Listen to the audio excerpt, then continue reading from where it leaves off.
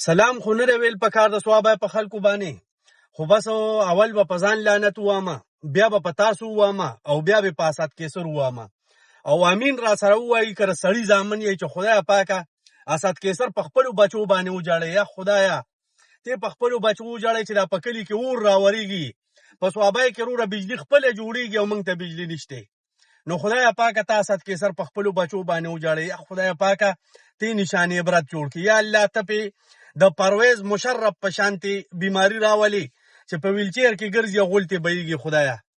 او ورپسې شارامو، ورپسې د شارام خاندانو چې زمونږ په خپله صوابۍ کې بجلي جوړېږي او موږ ته بجلي نشته، او پکې حکومت ته پی ټي آی دی.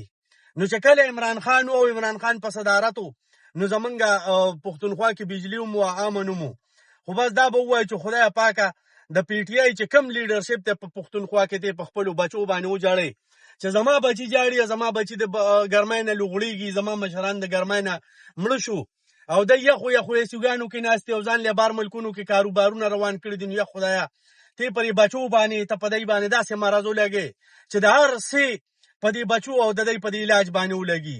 او د نه سړي زامنو امین را سره وایي، امین را سره ځکه وایي چې تاسو ښځې یې بنګړي واچوئ، لوپټې په سر کوي چې کله احتجاجي نو مشران به راشي په وابډه کې به ناستي، د وابډې په دفتر کې به ناستي او تاسو به کور کې کونې ارتي کړي یو.